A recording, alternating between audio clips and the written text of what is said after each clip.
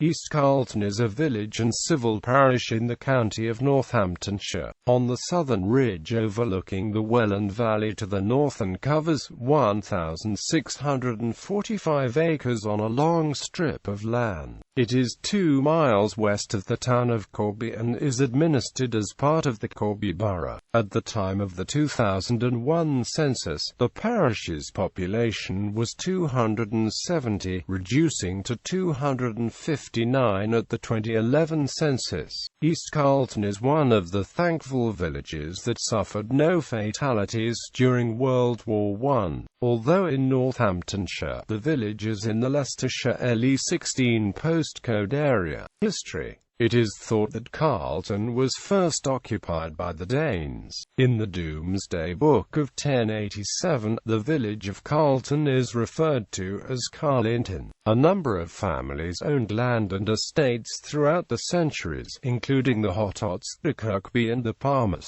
Until 1660, the settlement of Carlton was divided into 2 manors, East Hall and West Hall. East Hall is thought to have stood where the present hall stands.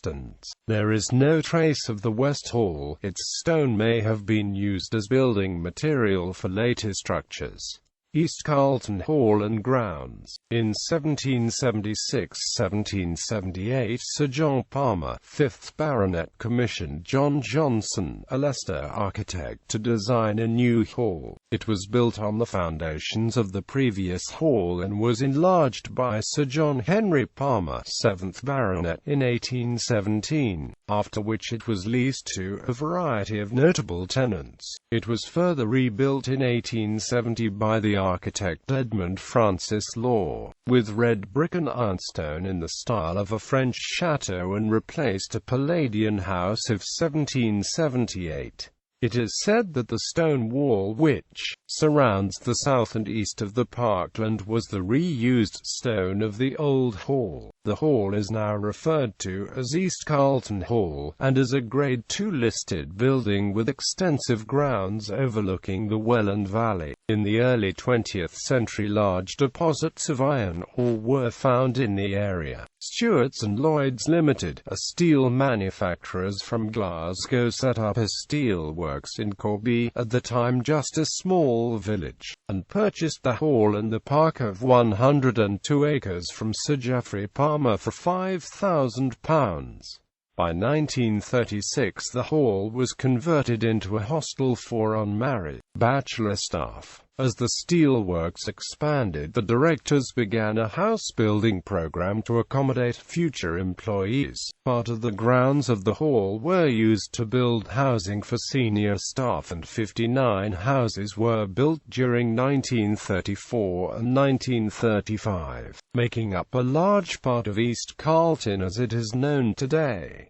The original village is situated west of the hall grounds. Stewart's and Lloyd's, together with other steel manufacturers, were nationalised in the 1960s, becoming British Steel Corporation. The steel industry was later rationalised, leading to the end of steel manufacturing in Corby in 1979. The house and grounds were later acquired by Corby Borough Council. The house has now been sold as a family home and is not open to the public. The grounds have now become a country park open to the public. East Carlton Country Park. The park attracts over 400,000 visitors each year, according to Corby Borough Council, from the local area of Corby, Guttering, Market Harborough and further afield. The country park has a heritage centre which contains models and historical information about the Corby steelworks. It has extensive parking, a play park and cafe. Other buildings. The church, dedicated to St. Peter, dates from 1788.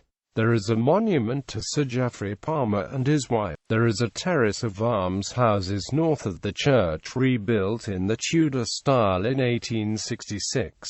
Both this and the rectory are by architect Edmund Francis Law, who also rebuilt the hall in 1870.